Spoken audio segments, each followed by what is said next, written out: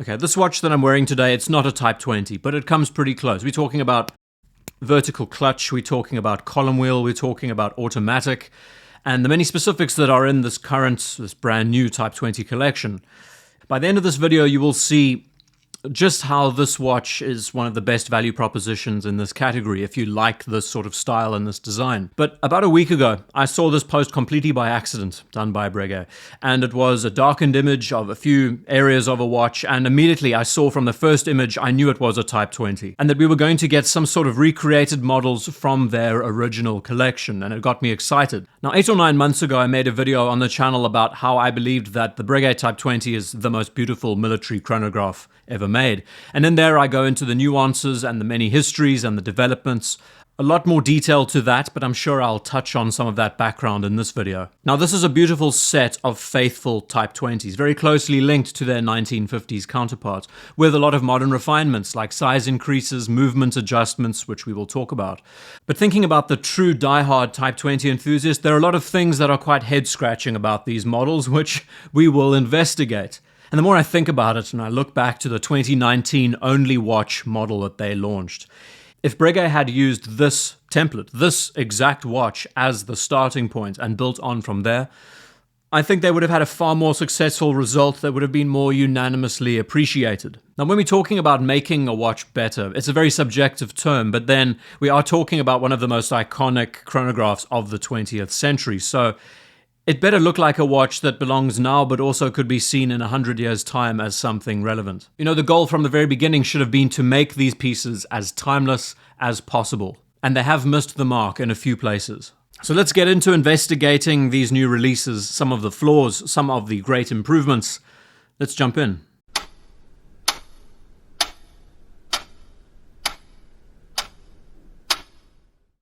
After spending many years and too many hours studying the history and the backstory of the Type 20 military watches in general, I'm excited to talk about these new pieces, chiefly because of how Breguet has addressed them. You know, these aren't reissues, these aren't limited editions, and they aren't straying too far away from the original property. But they've also added some great new touches that makes these pieces all the more modern and more technically proficient. Now, instead of covering the entire backstory of the Type 20 and the many affiliations and the brands associated like Vixar, Oricast, Dodane, Oran, I've done this before in the past, I'm not going to cover that in detail. I'm going to focus solely on Breguet this time around to make it simpler. And most important of all, I have to give a shout out to Watch History and his channel. He has been an infinite resource for me through my years of learning about these watches, and truly, he has helped me and so many others over the years when studying up on these incredible pieces. Now, there is a long story about the origin of this watch, which I'm not going to get into, but post-World War II, the 1950s are around the corner, and the French military want to supply a chronograph to their pilots. Now, there was a lot of intrigue around this time. You know, the war had just ended, Berlin had just been divided, Germany was paying war reparations. Now, the acquisition of many properties belonging to German manufacturers were handed to the Allies. But let's just say that Hanhart, a very well-established watchmaker who had created chronographs in the past that were issued to pilots of the Luftwaffe, they provided the blueprint that would later become the foundation of the Type 20. Now, we know today as the Hanhart 417, and as you can see, the similarities are quite striking. So the design of this legendary chronograph was not conceived by a Swiss or French manufacturer, but it was German.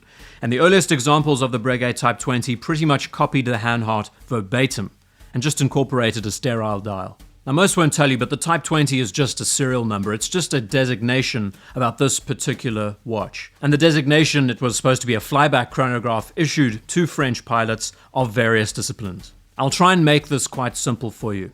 There are three. Now, do I use the German 3 or do I use the standard 3? I don't know. There are three variations, the most important ones that you need to know. The sterile dial given to the Armée de l'Air, which was the French Air Force. That's the first model. The second one was the Aéronautique Navale variation, which had a large big eye on the right-hand side. This was given to the French naval pilots. And the third variation, the rarest of all with a tricompax dial, called the CEV variation, issued to the Centre d'Essai and Vol, the flight test center for the French Air Force. And these were essentially prototypes given to pilots who were trying out the latest equipment and best equipment of the time. As you can probably tell, these three watches have very specific characteristics. And these modern watches have tried their best to capture the most important parts, but have also left out a few vital details. So these newly released modern pieces, we have two models. The Type 20 designated with an XX, this is linked to their military background, more faithful to that military watch. And then we have the Type 20 designated with a 20, and this specifies that it's a civilian variant. Now what I like about this choice is that, true to history, these Type 20s weren't only issued to the French military. A lot of surplus watches were sold to the civilian marketplace, and they are some of the best. That's the history lesson covered. We're not going to go too deep into that. We're now going to look at the watches and their details. So the specifications, 42 by 14 millimeters in thickness. It's quite a big watch. The original models were about 39 millimeters in diameter. But to the movement, it's automatic, it has a vertical clutch, a column wheel, it's a 5 Hertz movement, which is a high beat, it's a flyback chronograph, it's got a 60-hour power reserve, it's got a silicone balance spring, and it's 100 meters waterproof. Now, if you didn't catch all of that, I don't blame you. This is an amazing set of specifications for this watch. Plain and simple. Okay, let us start by digging our teeth into the military variant. And this one's quite an oddball because I can see what they were trying to do. This watch is neither faithful to the sterile dial or the Aeronautique Navale variation. What they've done instead is they've tried to fuse the designs of both of these watches together. So you have bits from both. What I really appreciate is the fact that they've kept the diamond crown and it looks gorgeous on this model. The fact that the bezel is sterile with that little triangle at the top. Like the Armée de l'Air and the Aeronautique Navale model, we see one that has a bicompact dial arrangement. And the signifier that this is closer to the Navy's variation of this watch is because of the large subdial on the right-hand side. But this is where we hit our first snag. It's a 30-minute totalizer. Now, the original Type 20, a part of its designation was that it was a flyback chronograph, an important detail. The second most important part, especially when we get to the later variations, is that that subdial on the right-hand side has a 15-minute totalizer and not a 30-minute totalizer. These watches were geared in such a way that the chronograph hand would jump 2 spaces every time instead of 1. Now that's the first issue that the purist might not appreciate. Adding to that as well, since we're talking about this piece as a military variant, it should have those long extended plots on the subdial. Instead of it being an open subdial, there should be extended batons at every 5-minute marker. And this is something that Breguet could have borrowed from the only watch variations that do this very well. Next is the use of mint green as the color choice for the lume on this piece. Now, modern Breguet has done this before with some of their most recent pieces, like the Type 22, I believe. So I guess you could say that this is paying tribute to radium paint on a watch dial. Another small touch, which is a severe nitpick, is that the Breguet logo on the dial is incorrect.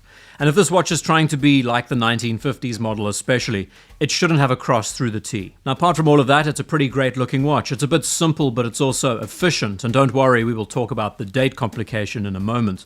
Let's first look at the civilian variation. The civilian watch is far more true to form. Looking at the crown again, I like the fact that they've gone with a flat crown instead of a diamond crown to differentiate it. The fact that it has a GMT bezel, which is very true to the tri-compacts variations they issued. Even the handset is correct. You notice that the totalizer on the right-hand side is correctly displaying the 15-minute marks instead of 30. I think for the size of this chronograph and the level of detail that they've been able to cram in everywhere, it's been done very well. And it's just so refreshing to see the correct hands, the period-correct typefaces. Between both models, the case finishing is correct, the knurling is correct. Taking all of this in, there is a lot to appreciate about these watches, but the elephant in the room is the date complication. Oy. I can see what they were trying to do, but could have been handled a bit better. A 4:30 position for a date window works exceptionally well with a chronograph when it's addressed properly. Look at the entire Zenith El Primero collection. Look at the Vacheron Constantin overseas chronograph. But on this particular watch, I know it's a nice feature, it does modernize the piece a lot, but I don't believe it belongs here. It's just too much. The choice of putting Swiss made by this window is an odd one, and frankly, if it wasn't there, you wouldn't notice the date as much. This was done deliberately. Placing the Swiss made in that corner does a few things. It draws more attention to it, which I guess is kind of important to associate that this watch is a Swiss made product. But it also in a way tries to signify that the use of the date complication at the 4:30 position was not an afterthought. It was not something that was tacked on. And the way to share this is to allocate the Swiss made in that same position. Theoretically, it's supposed to show that this detail was paid attention to more.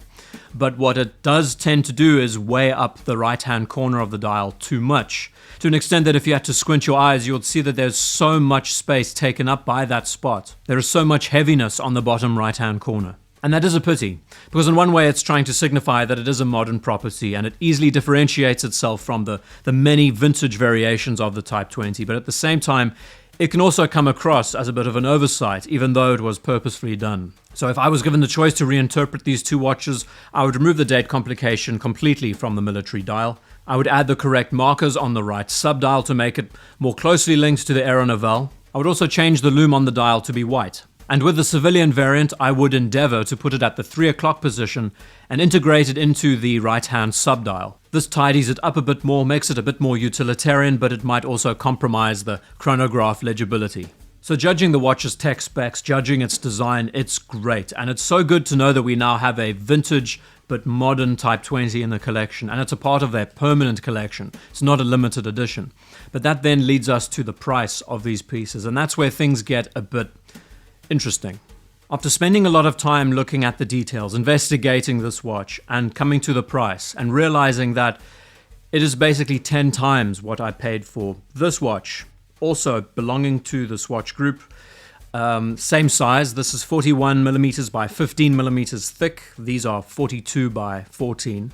This is not a flyback chronograph, but it is most definitely a vertical clutch, automatic column wheel chronograph for a tenth of the price. It's an interesting one.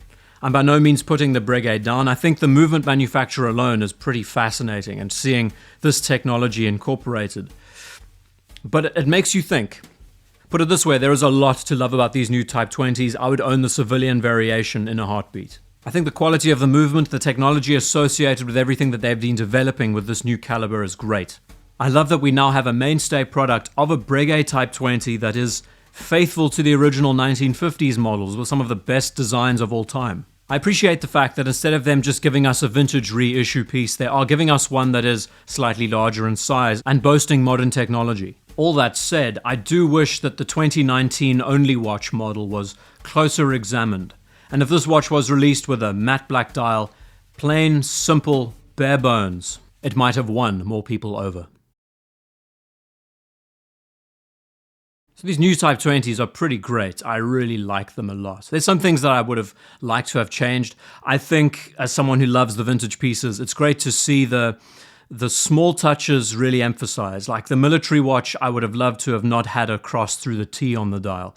Just a small nod to show people that, yes, we pay great attention to that sort of detail. As a design exercise, I think both of these pieces pay a great tribute to those original Type 20s. And I really admire how they've been able to take elements from a handful of models and put them together, especially in that military piece. But it's just great to see all that original history and design come together to the front. And we now have a Breguet Type 20 in its purest form. It's pretty good. So thank you very much for taking the time to watch this video, and I'll see you in the next one.